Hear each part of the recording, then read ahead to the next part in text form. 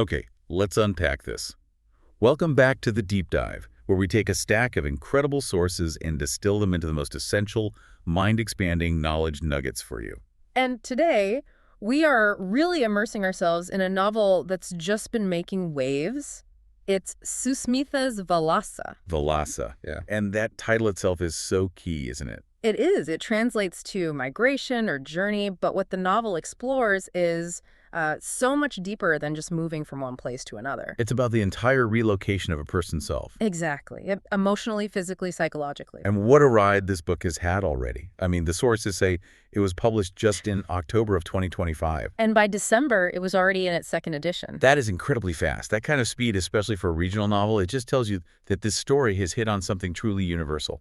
Oh, absolutely. It speaks to its cultural resonance. And we should probably mention the author, Susmitha. Right. She was born in Vizianagaram, Andhra Pradesh, but she actually lives in the USA now. So she has that lived-in perspective, that firsthand knowledge of the cross-cultural challenges that, just fill this book. Yeah, and you can see it building on her previous work. She's written things like Manchi Vanilla Vela, a novel called Gali Sankalu. And a short story collection, right? That's right, Konine Kathalu. She's always been sensitive to how people relate to each other, but Valasa, Yeah. this feels like the culmination of everything. It really does. So our mission today is to get into the mechanics of this story. We want to understand these multi-layered narratives, the emotional truths. And how she builds these character arcs that feel so intensely personal, but also say something huge about the modern immigrant experience. And we have to stress, we're doing this completely spoiler-free. We're focusing on themes and structure, not the plot twists. Right. This book is a masterclass in the tiny, granular details. It gives you this profound look at what it means to leave home to find a new life. It's not just the departure. No, it's the whole decade-long process, the adaptation, the loss, the rebuilding.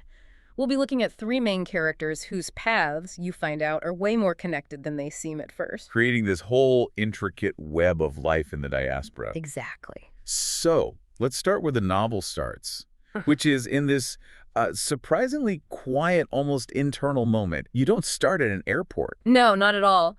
Susmitha drops us right into the mind of this nameless boy just sitting on a veranda. And that really is the anchor for the whole book, isn't it? Yeah. This deep, primal desire for escape. A psychological Valasa. We learn right away that he's looking for a way out of a really difficult, painful home life. And the source material is, well, it's brutally specific about it. The punishment scale. That's what hooks you immediately. It just defines his entire world. Yeah. We're told he gets one blow, one single hit for taking the bicycle without asking. A pretty big transgression for a kid. But then when he scrapes his knees learning to ride it, he gets 10 blows. 10 blows for scraped knees. Yeah. It's just so disproportionate. Right. And that immediately sets up this baseline of injustice and deep loneliness for this child. He's in a world where just being vulnerable, where making a mistake, is met with this crushing force. And how does he cope? What's his mechanism? He's not running away, not yet. He's sitting there, and he just focuses all his attention on the ants climbing the wall. This peaceful, silent, methodical line of movement. Such a stark contrast to his own chaotic, painful inner world. It's like she's setting up two models of Valasa right from page one, isn't she? Yeah. The slow, ant-like grind versus the big, grand escape. That's a fantastic way of looking at it. The ants are this idea that life just keeps going, on these predetermined paths, even when your own world is falling apart. He needs to be somewhere else. Desperately. And then he sees it. He sees the real-world proof of what a successful Valasa can look like. The America Doctor. The arrival of the America Doctor. The wedding scene. It's pure spectacle. This ambassador car pulls up, parts the crowd, and out steps this figure, who we later find out is named Swami. And the boy just watches this wave of deference. Everyone is falling over themselves to help him, fetching water, adjusting a fan. He's immediately given this incredible status and reverence. And it's the ultimate contrast, right? Here's this boy who gets beaten for scraped knees, watching a man who, just because he migrated and succeeded, is treated like royalty by the whole community. He's the pinnacle of success. Mm-hmm. And the boy notices this one tiny, crucial detail. The good scent. Yes, a good scent. And that's so powerful. It symbolizes cleanliness, wealth, success, everything that is absent from his own painful reality. It's not just about money. It's a different way of being. And this just fuels this deep, almost desperate fantasy. He doesn't just want to be like the doctor when he grows up. His need is right now. It's existential. He imagines the doctor calling him over and asking, "Will you come and live with me? I will adopt you." It's not a career goal, it's a rescue mission. And look at the power dynamic in that fantasy. His mother is crying, "Please don't go," but his father. His father, the source of the 10 blows, just sternly tells her to be quiet and silently gives permission. That dream of adoption is the ultimate escape. It's about shedding his entire painful history, his identity, and just being rebooted into a safe, successful life.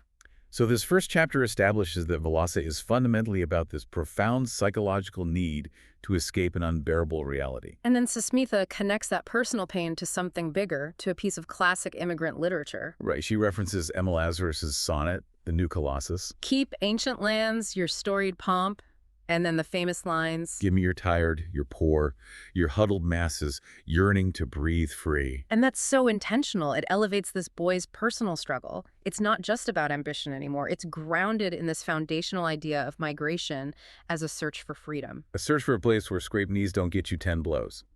A place to breathe free. It sets a really high thematic bar. It really does. So if the boy represents that raw desire for escape, then we move to our next character, Kalyani. Her journey is also motivated by loss, but it's defined by this incredible pragmatic resilience. Kalyani's arc is just shaped by this immense personal tragedy that happens before she even thinks about getting on a plane.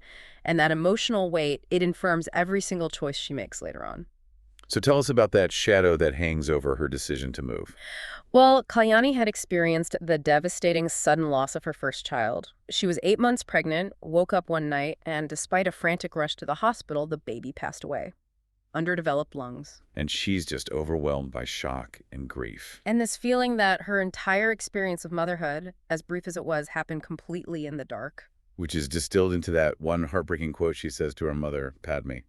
We came in the dark and we're going home in the dark. It just speaks to the utter sorrow that surrounded that whole experience. Like it was silent, unwitnessed, just consumed by darkness. And that sorrow leaves her so vulnerable.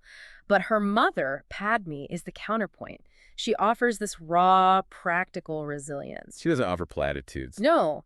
Kalyani asks why this happened, and Padme gives her this analogy rooted in nature. If you have a root, another fruit will grow. So powerful. It's advice that's focused on physical and emotional strength. Padme tells her to eat, get her strength back, and promises she'll conceive again. And that really establishes Kalyani's core motivation for her Valasa. She isn't running from a bad home life like the boy. She's running towards a future. A future where she can protect that next fruit. Right. And this idea of being strong enough physically and mentally for this huge journey is so key.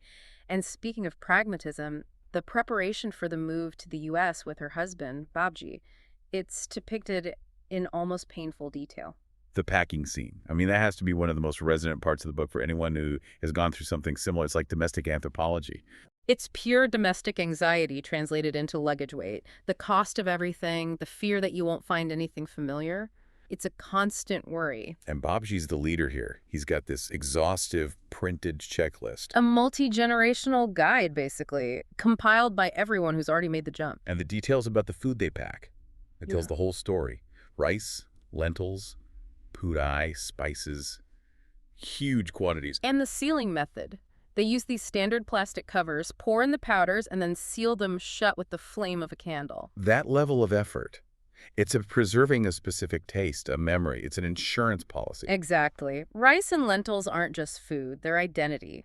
In that small act of sealing with a candle, you see the massive effort involved in trying to transport a piece of home, of comfort, across thousands of miles. And Babji's list went beyond just food. Thread, needles, buttons, a small pressure cooker. They're all declarations of self-sufficiency. They're meant to stop you from having to rely on unfamiliar foreign things. He was obsessed with the weight. Carrying an empty bag, just in case they had to rearrange things at the check-in desk. That kind of economic worry, that logistical obsession, it just shows you that for so many immigrants, the journey begins long before the plane ever takes off. It starts with the anxiety of the 50-pound weight limit. But then they land. And all that meticulous preparation, all that physical baggage, it does nothing to prepare Kalyani for the immediate shock. The cultural shock, the technical shock.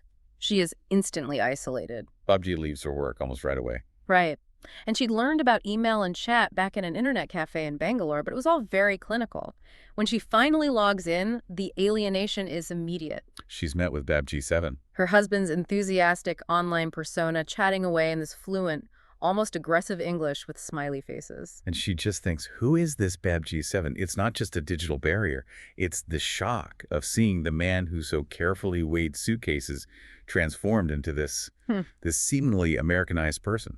And the distance is made worse because Babji can't always take calls. He communicates through a colleague's phone, leaving her completely stranded in this new apartment. This emotional vacuum, this social isolation, it really fuels her need for independence, which is the next logical step in her Valasa. And that transition is so brilliantly symbolized by her learning to drive. Her mother, Padmi, actually told her to learn back home. Padmi knew independence was power. But it's America that forces the issue. Babji tries to teach her and just gives up. He gets frustrated, complains that his own work is piling up. So Kalyani invests in driving lessons with an instructor named Richard. And Richard becomes this sort of accidental philosophical guide for her. Kalyani is terrified, and she needs the security of his car, which has that second brake pedal on his side. A safety net. A safety net, exactly. It symbolizes her trust in an outsider, and the cost, $40 an hour, shows how much tangible value she places on this new autonomy. Then we get to the scene in the church parking lot. With the maneuverability test and the 5 orange cones, this is one of the standout literary devices in the whole novel. It's such a dense metaphor. Richard sets up the cones in a Y shape, the path of life, and he assigns identities to them. Cones 1 and 2 are her mother and father. Cone 4 is her husband, Babji. And the 5th cone is Richard himself, the instructor. And he tells her, with this perfect dose of detached American wisdom, hit me if you want. That one line, it gives her so much psychological permission. It's saying, you can navigate this space. You can even make mistakes that involve these authority figures in your life. It's a green light for failure.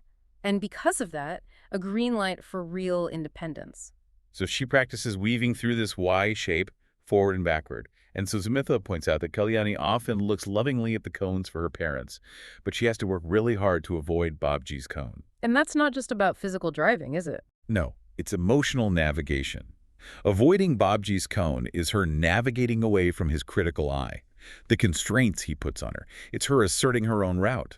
The driving lesson is her Valasa towards self-mastery. Her final lesson takes her onto the freeway. She is just rigid with fear. Spine straight, face steaming. Richard's encouragement, go, keep right, change lanes. It pushes her past that terror. And when she asks to go back, he says another profound thing. Let's go back onto the freeway until your fear is gone. And that just encapsulates the whole immigrant journey. You don't run from the unfamiliar. You face it until you master it. And Kalyani finds this strange pleasure in the speed and the lightness of the car. She realizes this is her new freedom. She has transformed her need for escape, born from tragedy, into tangible, practical independence. And while Kalyani is gaining this hard-won control, we have to switch over to Shyam, whose journey is such a sharp contrast. He's the successful immigrant, the one who made it, only to have his control just violently stripped away. That's the perfect way to pivot. Shyam is the kind of professional that the boy in the first chapter dreamed of becoming. Successful, stable, in a good relationship. He has the American dream. And then his life is just shattered by this violent, random accident on Interstate 75. It's a life-altering crash. A tanker trailer hits his minivan, he's in the ICU, gets a rod in his hip, a broken finger. But the physical injuries, they aren't the real tragedy. No. The real long-term consequence comes out later. Anosmia. Anosmia. From the shock and trauma of the impact, he permanently loses his sense of smell. And critically, that means he also loses his sense of taste. And what's fascinating is how the novel takes this, sort of niche medical condition and turns it into a full-blown existential crisis. And make sure you understand this isn't like having a cold. This is permanent. Right. And for a Telugu person, or really anyone for whom food is so tied to culture and family and celebration, losing your smell and taste is a profound cultural tragedy. The doctor treating him even says it. He says to Shyam, there is no greater tragedy for a Telugu person than not being able to distinguish between the smell of gongura pickle and grass. That quote is just devastating. It grounds the medical term in this deep emotional reality. Food just becomes texture. It's just fuel, not a source of pleasure or connection. And the novel goes into vivid detail about the agony of this. Shyam's frustration is just palpable. The only thing he can really eat is khichdi made with bitter gourd. Kakarkaya. Right, and he doesn't enjoy the flavor. There is no flavor. But he can feel the texture and that aggressive bitterness. It's the only thing that registers on his senses. And this loss, it forces him into these deeply self-protective, almost obsessive routines. He's terrified that he's unaware of his own environment. Or his own hygiene. He starts working out like crazy 7 days a week just to physically force an appetite. To compensate for the lack of sensory motivation. Exactly. And he washes his clothes and showers multiple times a day because he can't trust his nose to tell him he's clean. He's constantly checking expiration dates. He even forces himself to wear perfume, even though he can't smell a single note of it. He calls it a hell. It's this invisible disability that forces this constant, relentless internal vigilance. And this is where the narrative structure starts to weave its intricate web, connecting Shyam's tragedy directly back to Kalyani's journey. It underscores that idea that no one in the diaspora is truly isolated. Right. And you might think, okay, Shyam seeing Swami, who knows Kalyani's relatives, isn't that a bit of a coincidence? It can feel like a stretch, yeah. But how does Susmita make it feel like fate? She does it through a chain of small kindnesses. We find out that Shyam was in the accident right after dropping off a woman named Nupur, An unwell co-passenger. who Kalyani had helped at the airport. Kalyani, just being compassionate, helped Nupur through immigration. Shyam, Nupur's colleague, was doing a kindness by driving her home. So the connecting thread isn't some grand event. It's a series of small, necessary favors that just cascade into these life-changing encounters. Precisely. And the connection gets stronger when Shyam looks for a specialist. The ENT he sees is Swami, the America doctor from the first chapter, who is connected to Kalyani's relatives, such as Giri and Rukmini. So the book is suggesting that in the vastness of America, the immigrant world becomes intensely small. It becomes relational. Every good deed ripples out. The world of Valasa is small, even with the huge geographical distances. The characters are isolated by their trauma, but they're found by these invisible, life-altering threads. And that sense of community, of connection, is so essential for the next challenge, raising children in a foreign land. Which brings us back to Kalyani and Babji and the pressures they face with their daughter, Samira. Right. Samira's eating habits, they become this focal point for all the anxieties of modern parenting and cultural assimilation. The big crisis is that she refuses to eat hard, solid foods. She rejects all the typical American party foods: chips, pizza, cake. She only wants soft, pureed comfort foods: dal, lentils, yogurt rice, things Kalyani often has to mash for her. And this simple dietary issue becomes this huge source of conflict at home. Babji blames Kalyani entirely. He accuses her of over-coddling Samira as a baby, of stunting her oral motor skills by always giving her mashed food. And it spills over into social embarrassment. At parties, when Samira won't eat what the other kids are eating, it's like a public judgment on Kalyani's mothering. So the concern escalates, and the pediatrician refers Samira to the Oakland Medical Institute for Children for an evaluation. The medicalization of a cultural problem. Exactly. And Kalyani's reaction to being in that huge hospital is so important. She sees all these children with severe issues in wheelchairs with tubes, and she's just filled with this deep distress. She realizes her daughter's issue is about habit and preference, not pathology. And her protective instinct, which was sharpened by the loss of her first child, it just kicks in. She refuses more appointments. She tells Babji she will never take her child to a place like that again. It's another moment of profound agency for her, like on the freeway. She's asserting her maternal right to decide what's best. But the solution doesn't come from that or from the medical experts. It comes from an unexpected, non-expert intervention. From Swami, the doctor from the beginning. That scene at the lake is one of the most therapeutic moments in the whole book. Kalyani just unloads all her fears onto him. And Swami, stressing that he is not a pediatrician, offers this practical, culturally grounded wisdom. His insight is just brilliant in its simplicity. He points out that the counselor wanted Samira to try new textures, like crackers. But for Samira, that's also a new taste. It's double the unfamiliarity. So his advice is to decouple the problem. Exactly. Combine a new texture with a familiar taste. Instead of a store-bought cracker, why not try giving her a crispy chapati, something she already knows, but in a new form? It highlights this search for trust and familiar wisdom in a foreign land. Kalyani finds comfort in that simple, intuitive, domestic strategy. And that heritage is maintained by the established community. By such as Giri and Rukmini, they act as these cultural anchors. They host a homam and a naming ceremony for Samira. And there's that little detail that Kalyani wanted the name Sumedha, but Babji insisted on Samira because it was easier for Americans to pronounce. Another one of those quiet trade-offs for assimilation. And these rituals, the Homam, the Vayana, celebrating Sankranti, Yeah. they show this blending of tradition and American reality. Kalyani notices the singer's children. They perform these devotional songs in these clear, perfect voices. But the second they stop singing, their English is filled with these sharp American accents. It's the perfect illustration of this hybrid culture. Rukmini's house is this vital hub, and she reinforces Kalyani's move toward independence. She tells her, once you learn to drive, you must come over. She's endorsing that self-sufficiency. Which brings us to the final act of Valasa, to Kamala, Shyam's mother, and her late life journey. A Valasa motivated by loss, but also a search for a new, unexpected kind of comfort. This journey is kicked off by the tragic death of Shyam's father, a heart attack in his sleep. Which forces Shyam to make this urgent trip back to Hyderabad, a place he successfully kept at a distance. And his return is just full of this internal conflict. His relationship with his father was complex, competitive, tense. And with his father gone, that bond is just severed. He's left grappling with this unresolved relationship, wondering if his father would have felt the same emotional distance if he, Shyam, had died first. There's a ritual during the funeral, Dimput Kapum, where you ask the deceased spirit to return to the family. And Shyam performs it, but he feels so disconnected. Is he asking his father to return or just confessing his own pain? And he feels the judgment of his family, the son who came from America. His inability to really participate emotionally just underscores the distance his physical Valasa has created. So after the ceremonies, Shyam knows he can't stay in India, but he also can't go back to his empty apartment alone. And that's when Kamala, his mother, makes this decisive, life-altering choice to go with him to the U.S. Which sets up our second big packing scene, a perfect contrast to Kalyani's. This time, it's Kamala, helped by Shyam's sister Sudha, meticulously packing. And again, the items are crucial for cultural survival.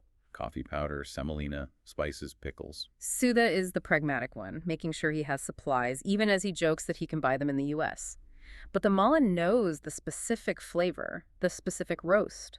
These aren't just commodities, they are necessities of comfort. And there's the tradition that it's inauspicious to travel with an empty suitcase. They use every single pound of the allowance. It reinforces that cultural imperative to bring home with them. So when Kamala finally gets to Shyam's small single-bedroom apartment in the U.S., her reaction is one of the most unexpectedly powerful moments in the whole book. She notices it's clean, it's organized, but her biggest source of relief, her moment of profound peace, Is the fact that Shyam is living alone, no roommates.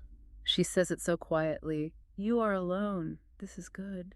Think about that. After decades of managing a complex family, a demanding marriage, she finds peace in the solitary order of a small American apartment. Her Valasa isn't about grand success. It's about unexpected independence and the quiet joy of an organized individual life. She adapts immediately, making khichdi with frozen vegetables, a clear sign of adaptation. For Shyam, having his mother there is a way to ground himself again, especially while he's dealing with his anosmia and his grief. And we have to, one last time, connect all those threads. Swami, the America doctor, is the central node. He's linked to Kalyani through her community, giving her that critical advice about Samira. And at the same time, he's Shyam's specialist, guiding him through his trauma and pointing him toward a support group. A new kind of community. So Shyam rebuilds his life with structure. Kalyani gains the skills and the self-belief to navigate her world. Valasa is ultimately this story of continuous complex journeys. It shows how migration strips away old structures, but forces you to forge new, resilient identities based on unexpected kinship and inner strength. It's all in those tiny details. This has been an incredibly rich deep dive. It has. The novel really gets beyond the stereotypes of the immigrant story. The loss of senses, the anxiety of parenting, the stress of packing, and finding this unexpected comfort. I wholeheartedly recommend you pick up Valasa by Susmitha. It's just beautifully written. It's so insightful. If you, our learner, want to understand the nuanced reality behind migration, the quiet compromises and the hard-won victories, this book is essential reading. It's a beautifully layered novel, one that really rewards you for paying attention to the small things. If you can, grab the second edition, published in December 2025. It's a fresh, deeply engaging piece of literature. And as you think about the journeys of the boy, Kalyani, Shyam, and Kamala, here's a final provocative thought for you to carry with you. We saw the boy dream of Valasa as the ultimate escape from pain when he was young. He was looking for rescue, a whole new identity. But Kamala undertakes her Valasa later in life, and she finds this unexpected comfort not in rescue, but in the loneliness and independence of her new world, after decades of defining herself inside a marriage. So how do our reasons for migration and what we're ultimately looking to gain from that journey, how do they fundamentally change over the course of a lifetime? A powerful question. Thank you for joining us for this deep dive. We'll see you next time.